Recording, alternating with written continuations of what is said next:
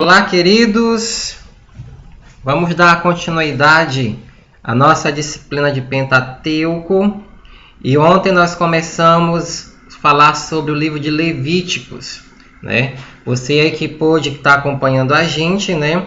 Você abre seu livro no capítulo 7 e vamos dar continuidade à nossa disciplina de Pentateuco. E hoje nós vamos estudar sobre santificação. Vamos aqui. Capítulo 7, santificação. E lembrando que vão grifando as partes importantes que eu vou estar falando para vocês. Aqui é só um resumo do capítulo, né?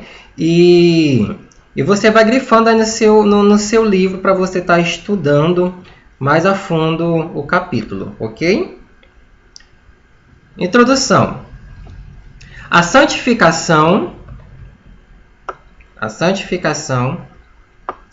é um processo da graça de Deus pelo qual o povo escolhido é separado do pecado.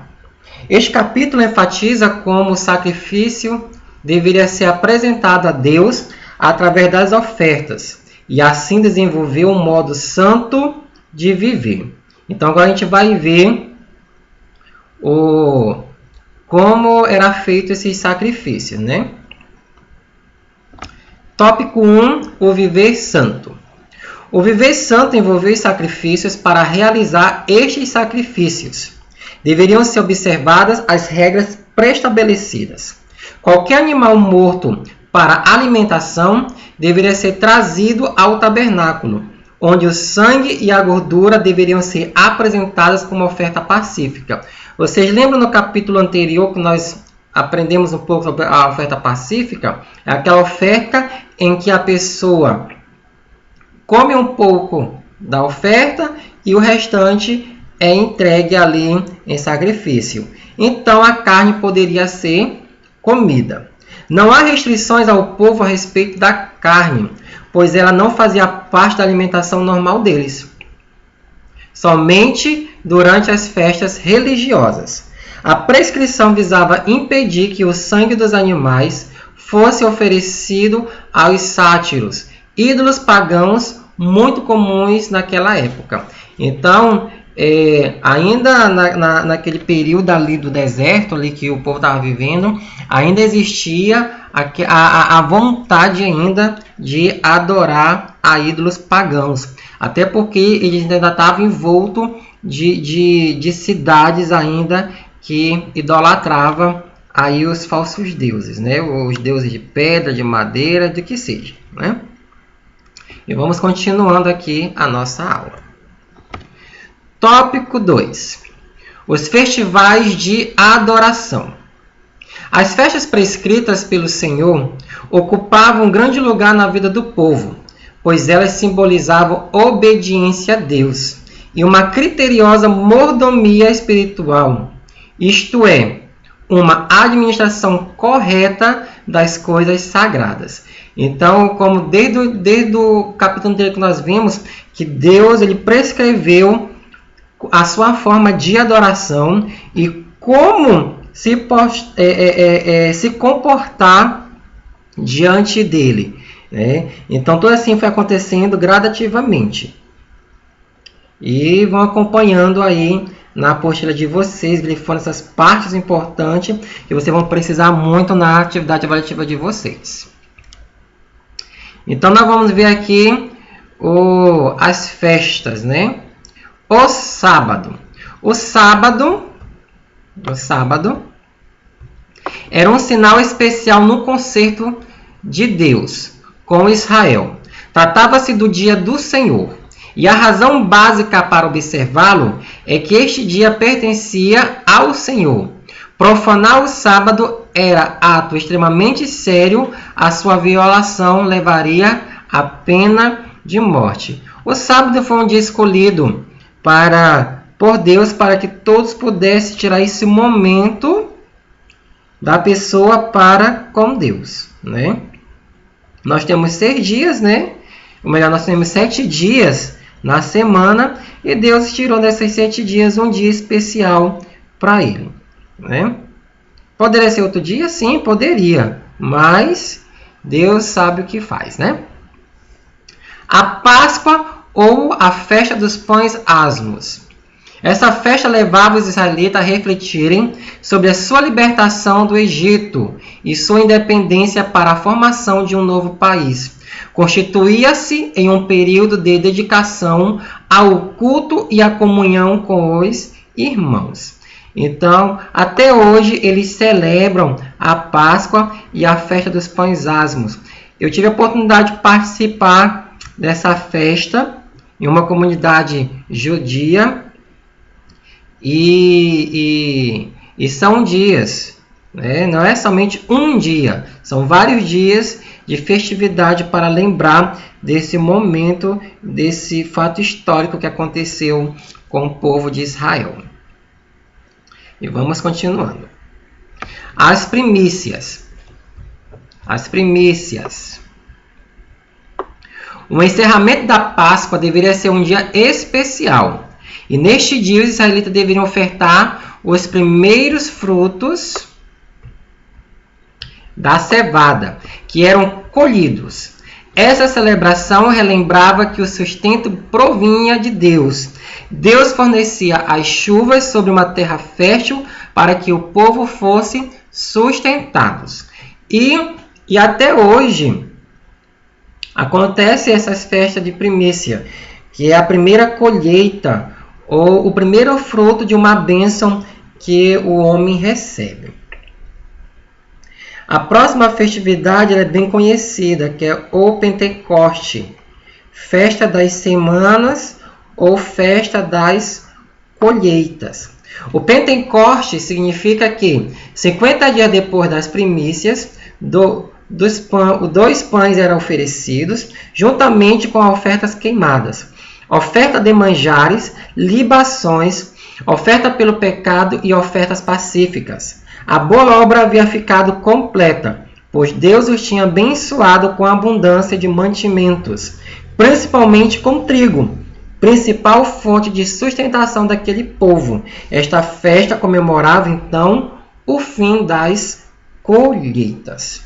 E essa festa, querido, é dias e dias. Tá? Não é somente um dia. O povo judeu é festeiro e até hoje eles ainda têm essa cultura na sua vida, principalmente aqueles judeus mais tradicionalistas.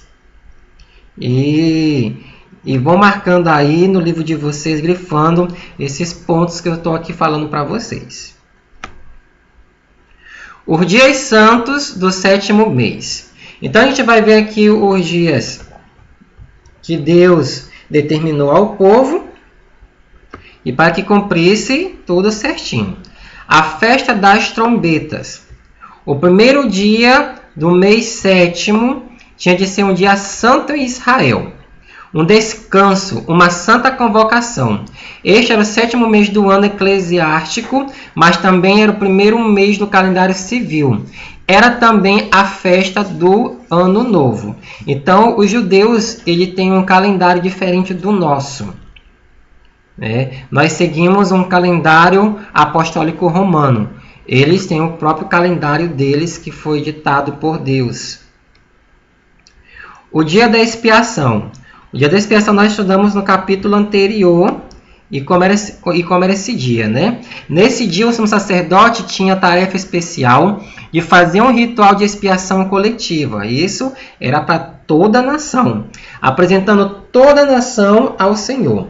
Esse trabalho informava a congregação israelita que Deus os tinha perdoado dos possíveis pecados cometidos durante o ano e que a nação na sua totalidade continuava aceita como parte fundamental nos propósitos de Deus. Então Deus sempre fazia e sempre faz algo para manter uma aliança para com Deus. Esse dia aqui era o dia mais esperado por todos em Israel. E agora nós vamos aqui para a festa dos tabernáculos ou cabanas. Uma festa também muito esperada por todos, uma comemoração que todos deviam participar, principalmente os estrangeiros. Se estivesse ali presente, né? A festa do tabernáculo é destinada a relembrar o cuidado e proteção que o Senhor destinava ao seu povo durante o período de peregrinação no deserto do Sinai. Os israelitas deveriam deixar suas casas e por uma semana habitar em tendas, como fora do Sinai, no Sinai. Este deveria ser um momento comemorado com alegria. O ambiente deveria ser enfeitado com galhos de árvores frondosas e com folhas de coqueiro. As pessoas relembravam o cuidado do Senhor em um deserto tão inóspito, onde viver foi muito difícil. Só foi possível pela misericórdia do Senhor. Então aqui já estabelecido, né, e até hoje eles fazem essa festa. Há algumas igrejas hoje, nos tempos mais modernos, contemporâneos que nós estamos vivendo, que relembram essa festa nas suas programações da igreja. E não é errado não, tá, queridos? É sempre bom estar vivendo um pouco do que o povo de Israel vivera há muitos anos atrás. E vamos prosseguindo a nossa aula. E aqui nós temos um quadro, né, para a gente relembrar e memorizar as ofertas, né, e o que era feito tudinho, né? Aí no livro de vocês também tem esse mesmo quadro e vocês vão acompanhando. Nós temos a festa, a origem, o que era celebrado e a vida cristã dessa festividade, né? Então vamos ver aqui, vamos começar ali. Páscoa ou pães asmos. Foi comemorado o quê? A saída dos hebreus do Egito pela força do Deus libertador. E a celebração? Independência de Israel, ganhando sua identidade de nação. E a vida cristã, experiência de libertação por Cristo e sua vida nova. As primícias, momento de colheita da cevada, festa atrelada à Páscoa. A celebração, gratidão a Deus pelos primeiros grãos colhidos e dedicados a Deus. A vida cristã, consciência de que o nosso Deus merece o melhor, ou seja, o primeiro. Festa de Pentecostes ou semanas. Origem, entrada na terra que mana leite e mel pela graça do provedor. A celebração, provisões dadas por Yahvé, sustentando o seu povo. E a vida cristã, fomento de Deus para a sobrevivência de seu povo. Festa, expiação nacional. Origem, pacto de sangue entre Yahvé e seu povo. Celebração, perdão e purificação oferecidos por Deus. E a vida cristã, segurança por Cristo ao crente. E por fim, a festa do tabernáculo ou cabanas. Origem, vida no deserto assistida por Deus. A celebração, Yahvé protege e assiste seu povo na peregrinação. E a vida cristã, lembrança de que em Deus temos proteção e amparo. Então esse quadrinho tem aí no livro de vocês estudem mais a fundo este capítulo, tá bom? Que vocês vão aprendendo melhor sobre as festividades que o povo fazia e fazem até hoje, né? Vamos continuar. Tópico 3, adoração com obediência. Moisés enfatiza a adoração através de ocasiões especiais voltado para o Senhor. A adoração mencionada por Moisés é a adoração aceitável que engloba a honra a Deus, trazendo o melhor para Ele. Então, desde o princípio, Deus sempre pede essa palavrinha obediência, né? E a gente tem que fazer tudo com amor e perfeição a Deus. Nos dias de hoje é diferente? Não. É a mesma coisa. Eu sou uma pessoa que eu gosto de ver a igreja bonita, toda decorada, para os membros chegarem e se sentirem bem à vontade, e ali nós sentimos a presença de Deus e recebemos então ali as suas bênçãos sobre a nossa vida. E vamos continuando aqui a nossa aula. Então nós vamos ver aqui as formas que o povo adorava então ao nosso Senhor. Aqui nós vamos ver o óleo santo, conhecido como o menorá. Proporcionava a luz no tabernáculo. Esta luz deveria ficar constantemente acesa perante o Senhor. As lâmpadas foram colocadas do lado sul, no lugar santo. Então, isso aqui fazia parte do tabernáculo, né? O pão santo.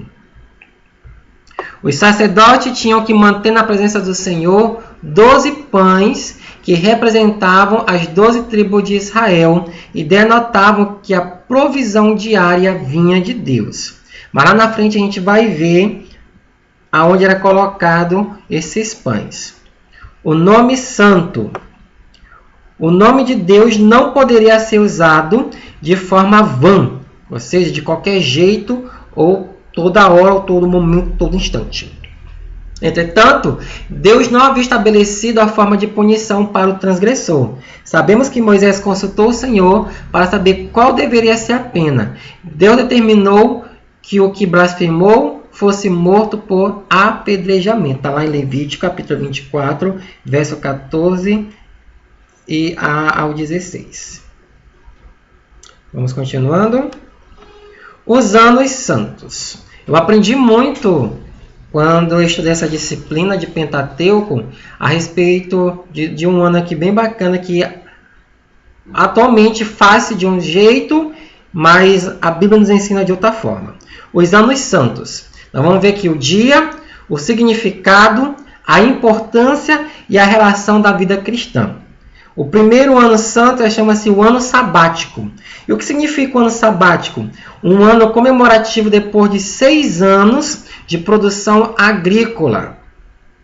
E qual era a sua importância? Ano para descanso da terra, ano de comunhão e alegria. E qual era a relação da vida cristã? Tempo para a reorganização da vida e dos ideais.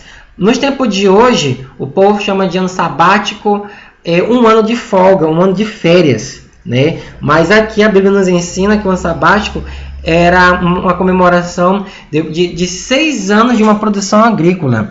Agora imagine você ali plantando e colhendo e comemorar apenas 6 anos depois.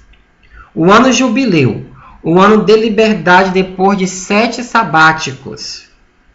O ano para a liberdade dos endividados, essa era a importância, dos escravos e sem terra. Ou seja, depois de 6 anos sabático, 7 anos sabático, aí vinha então ali essa importância, né? A liberdade das dívidas, os escravos, a libertação dos escravos e dos sem terras. E qual é a relação desse ano de jubileu para a vida cristã?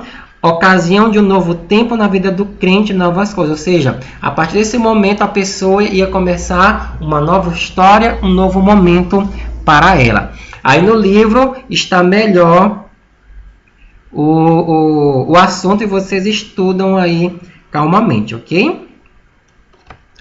E por fim a gente chega ao nosso tópico 4, compromisso com a adoração.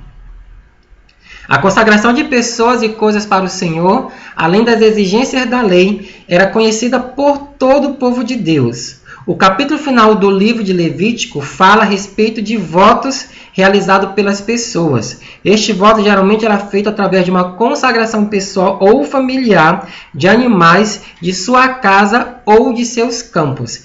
Então aqui o voto tinha que ser sagrado, como até hoje ainda é. Não mudou não. A partir do momento que você monta um compromisso com Deus, se no altar, ou na sua casa, ou no monte, aonde você estiver, prometer algo a Deus, cumpra-se. Porque se não cumprir, Deus vai cobrar de uma maneira muito difícil. né? Então aqui a gente encerra então o nosso capítulo 7 e que vocês tenham aprendido um pouco a respeito das formas de sacrifício, de oferta e de adoração, e até a nossa próxima aula, se assim Deus permitir. Fiquem todos com a paz.